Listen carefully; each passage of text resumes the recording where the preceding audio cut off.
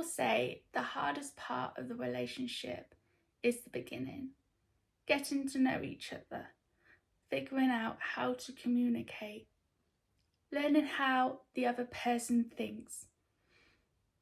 But for many couples, the hardest part doesn't come at the start, it comes years later. Sometimes 10 years, sometimes 20. It comes when you realise the person you loved had been living with a different brain, wired their entire life, and nobody ever told them or you. There were days I didn't want to be here, not because I hated life, but because everything just felt too much, too loud, too fast, too confusing, and I couldn't figure out how everyone else was surviving it. Before I knew I was autistic, I thought I was just broken.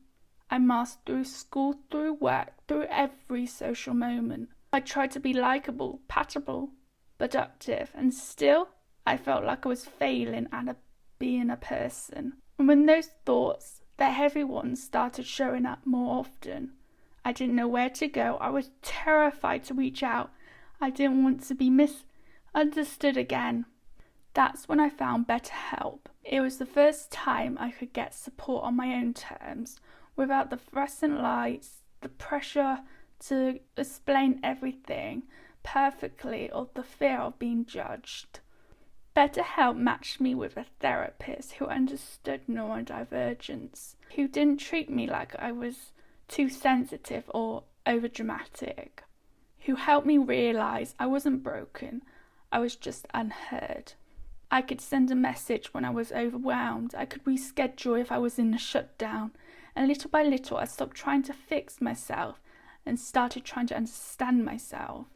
If any part of this feels familiar, if you ever felt like you were drowning silently in a world that wasn't built for you, I just want you to know this. You are not alone. You are not too much. You deserve help. Visit betterhelp.com/happygolucky to get 10% off your first month. That's BetterHelp, HELP.com/happygolucky. This video is about that moment. It's about what happens when an adult finally receives a diagnosis of autism and a marriage that never fully makes sense suddenly becomes clear. And before we go further, one quick note. The book I'm referring to, Asperger Syndrome and Long-Term Relationships by Stanford, uses the older diagnosis term Asperger Syndrome because that was the official category at the time. Today, many professionals simply use the word autism for the same traits described in that book, especially in adults who were never diagnosed as kids. So throughout this video, I'll be using the more current word autism. Now let's get into the story.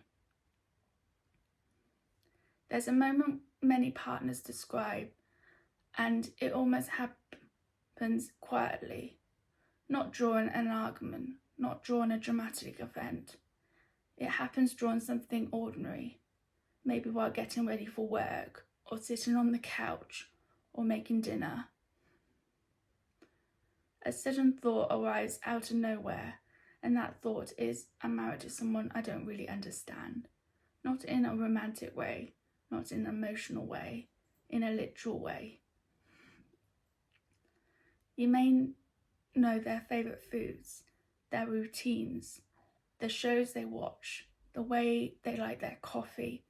You may know their schedule better than your own, but you don't want they know what they feel. You don't know what they want. You don't know what is happening on the inside. And when you try to get closer, it feels like there's a wall you can't see and don't know how to get around. You're in the same house, in the same bed, in the same life, but you're not having the same experience. That's usually when people start searching, not to diagnose, but to understand. In the book I mentioned earlier, There's a moment when Ashley Stanford describes waking up one day and realising she knew everything factual about her husband, but very little about his internal world. And she noticed he knew almost nothing personal about her either. Not because he didn't care, but because those kinds of emotional questions didn't appear naturally for him. That moment appears in many marriages, long before diagnosis enters the picture. At first, couples think the problem is communication style, or emotional distance, or stress, or the relationship itself. So they try marriage books, the therapy, then new routines, then long discussions about how to connect better. But typically, relationship advice often works only for people who instinctively read social cues and emotional shifts. And when one partner is autistic and doesn't pick up on those cues, the advice collapses, arguments repeat, feelings go unheard, needs go unnoticed, not because someone is selfish, but because their brain uses something different kind of wiring. And nothing changes until someone brings up the possibility of autism. For many couples, that moment becomes casually. A family member suggests it, a therapist wonders about it, or one day someone scrolls online and lands on a list of traits that hits a little too close to home. When partners read descriptions of autistic adults, the reaction is often physical, a drop in the stomach, a feeling of recognition, a sense that someone has finally put words to something that almost felt invisible. Stanford writes about this too, how the characteristics match her husband so closely that the pieces suddenly locked into place. This was the first reference in her book that shows how many autistic adults have lived with autism undiagnosed because they learned to imitate social behaviour.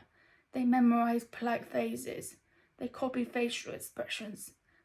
They try to pass as typical as they succeed enough that nobody ever questioned it.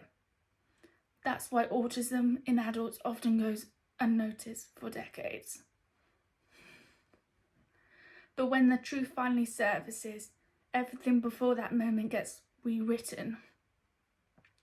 Suddenly the routines, the strict preferences, the difficulty would change, the need for predictivity, the shutdowns, the literal interpretations, the social exhaustion, the silence, drawn emotional conversations, all of it makes sense. It's not coldness, it's not rejection, it's not lack of love, it's neurological processing. And from the perspective of the autistic partner, the diagnosis can feel like someone finally handing them the manual everyone else was born with.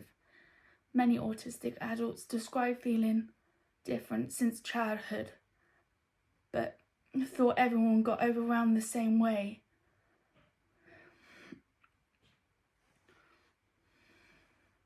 They thought everyone rehearsed conversations in their head before speaking. They didn't know their efforts were unusual.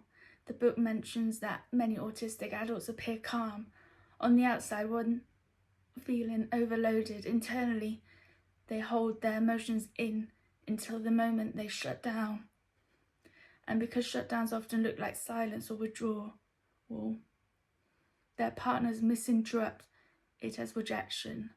This is one of the reasons marriages become strained long before anyone thinks to consider autism. Once the diagnosis is finally on the table, everything slows down. Partners begin to reexamine moments from years earlier. That argument in the grocery store, that sudden anger during a scheduled change, that confusion during a simple conversation, that moment they refuse to attend a party, that time you crying and they sat next to you quietly instead of holding you. At the time, these moments feel personal. After a diagnosis, they look different. They look like someone trying their absolute best in a world that speaks a language they were never taught. For the neurotypical partner, understanding this can feel like a relief and heartbreak at the same time. Relief because now there is a real explanation. Heartbreak because so many painful moments were misunderstandings neither person could see. The book points out that autistic adults often cannot explain their emotional world even though they feel deeply. They connect through shared routines, reliability and presence, not through long emotional conversations. Many partners discover their autistic spouse shows love through predictivity, acts of service, quiet loyalty and simply companionship, rather than words of physical affection. But once both people understand this, the relationship begins to shift. The autistic partner no longer feels pressured to perform emotions in a way that isn't natural, and the neurotypical partner no longer interrupts silence or lack of eye contact as disinterest. They start using direct communication, clearer expectations, and predictable routines. Things that look like conflict begin to look like clarity.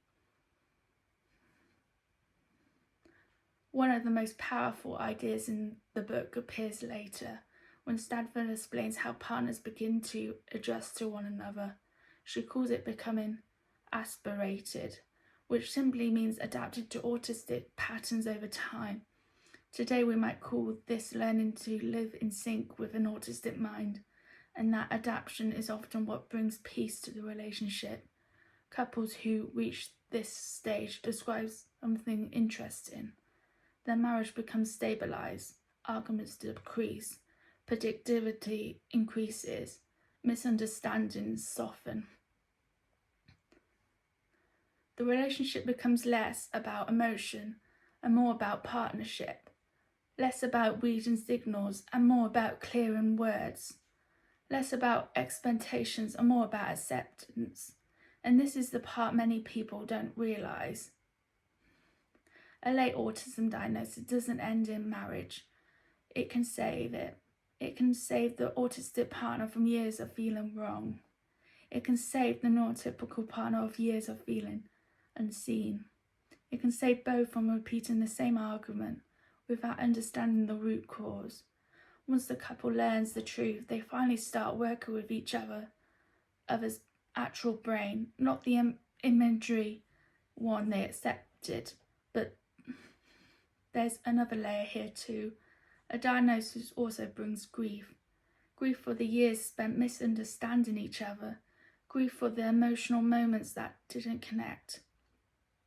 Grief for the belief that the other person would change someday. Grief for the realization that autism isn't something that fades. Yet out of that grief grows a relationship that is more honest than it has ever been. Marriage is built on understanding instead of assumptions, often becomes stronger. Many partners describe a feeling of finally meeting the real person behind their behaviours, not the version shaped by masking, not the version shaped by pressures to act typical, but the real person who was there all along. And that brings us back to this title, Married to a Stranger. After a diagnosis, the stranger becomes familiar. The patterns make sense. Their silence makes sense. Their reactions make sense. Their needs make sense. Their love makes sense. The diagnosis doesn't create distance. It removes it. It takes the mystery out of the marriage and replaces it with a map. And once you're holding that map, you can finally walk the same direction together. Before we close, here is one more gentle reference from the book. Stanford writes that autistic adults often accept nothing particular from a marriage.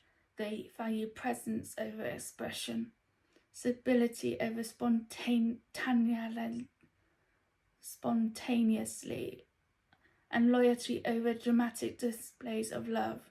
When she asked her husband what marriage felt like, he answered in a simple sentence that still resonates with couples today. He said, "You have become a part of me. No mentors, no long explanation, just truth. This is how many autistic adults love, quietly, steadily, with a kind of loyalty that doesn't need decoration." If you're watching this because someone in your life has recently been diagnosed, or because you're beginning to see these traits in a partner or even yourself, you're not alone. Many couples reach this exact turning point, and for many of them, it becomes the moment the relationship finally has a chance to work. Thank you for watching. And in the next video, we're going deeper into this topic because a lot of people are living undiagnosed without realising it. The next episode is called 10 Signs Someone May Be an Undiagnosed Autistic Adult and Why It's Missed. Make sure you subscribe so you don't miss it.